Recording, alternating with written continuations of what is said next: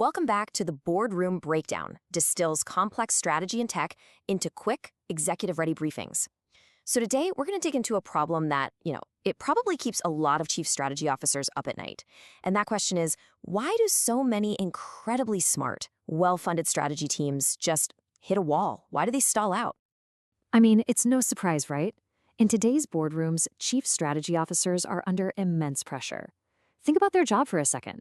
You're supposed to be this visionary, mapping out the entire future of the company. But at the same time, you have to make sure everyone, from the top floor to the front line, can actually follow that map. So you're constantly stuck in this tug-of-war between the board, who wants this grand vision, and the business units who are like, okay, great, but what do I do on Monday? It's a ridiculously tough balancing act. So yeah, with so much riding on this, you got to ask, what is the real root cause of the struggle?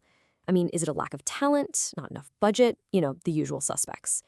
Well, the answer, as we're about to see, is actually buried way deeper. It's in the very structure, the DNA of the strategy function itself. And here's the hard truth, right? It's almost never about a lack of talent. Let's be really clear about that. The problem is rarely the people. I mean, strategy teams are usually packed with some of the absolute sharpest minds in the entire company. But, and this is the big but, even a team of all-stars is going to lose if the game they're forced to play is rigged from the start, if the system itself is broken. And look, this isn't just a hunch or some abstract idea. The data absolutely backs this up. A really significant chunk of executives, when you ask them, will straight up admit they're dissatisfied with their strategy teams. And that unhappiness, well, it points to this massive gap, this fundamental disconnect between what everyone wants from the strategy function and what it can actually deliver in its current setup.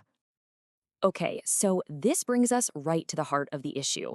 We're calling it the structural trap, and it's all about chasing 4 different mandates. See, most strategy functions are trying to be everything to everyone, all at once.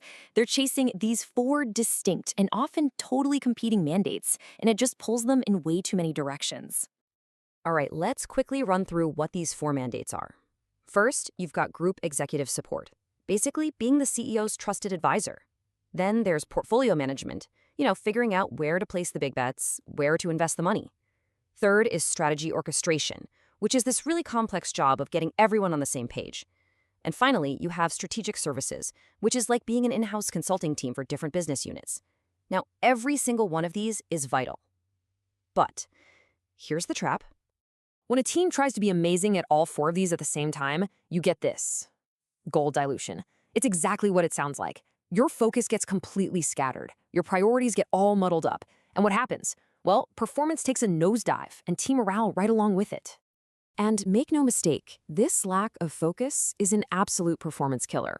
I mean, check this out.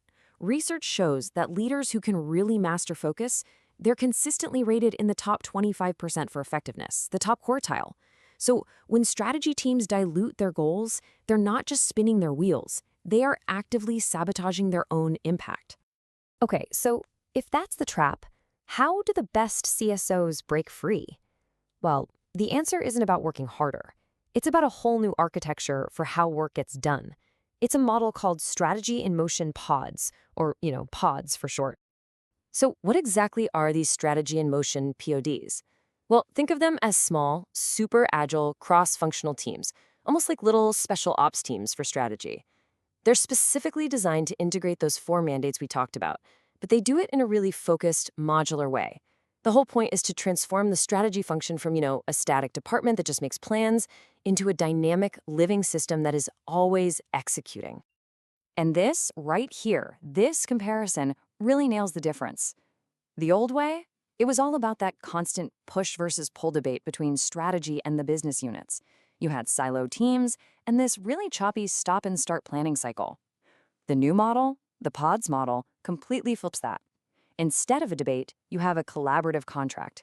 Instead of silos, you have embedded workflows. And instead of episodic planning, you have continuous, fluid motion.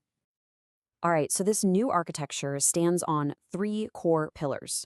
These are the things that really make it work, that create that forward momentum, and most importantly, deliver actual value. Let's break them down. So here they are, the 3 pillars. First, you need governance that unlocks, not governance that creates a bunch of red tape. Second, You have to build collaboration as the core muscle of the team. And third, it's all about having the right value-oriented skills in those pods. All right, let's dig into that first pillar, governance that unlocks. Now, when people hear governance, they usually think more meetings, more bureaucracy, right? No, this is the opposite. This is all about crystal clarity. It means clear accountability. Everyone knows exactly who owns what, and each pod is directly tied to the CSO and the board's priorities. It uses a smart, hybrid resourcing model, with maybe 60 to 80% of the team being central to build trust, and it's all about adaptive steering and single-path execution, so there's never any confusion about which way the ship is sailing.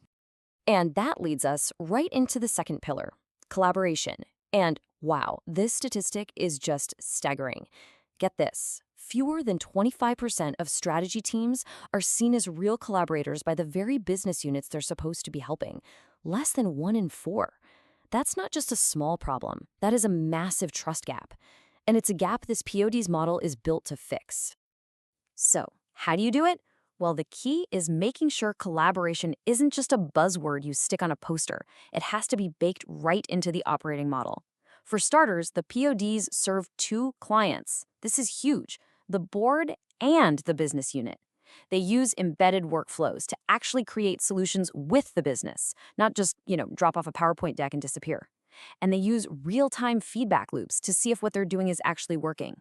This completely reframes the CSO's role. You're not the chief planner anymore, you're the chief collaborator. And finally, we get to the third pillar, value-oriented skills. Because look, you can't just have a bunch of smart people in a room. You need the right kind of smarts. Each POD needs to blend deep strategic insight, so knowing the market inside and out, with serious financial rigor. We're talking M&A, capital choreography, really knowing the numbers. And then, crucially, you need execution enablement, the practical skills like operating model design and AI-powered analytics. It's that combo that ensures a strategy isn't just a clever idea, it's financially sound and actually doable. So when you bring all 3 of these pillars together, the governance, the collaboration, and the skills, it does something pretty profound. It completely transforms the role of the chief strategy officer. It's a huge shift, moving from just being a planner to becoming a true orchestrator. And this quote really just says it all, doesn't it?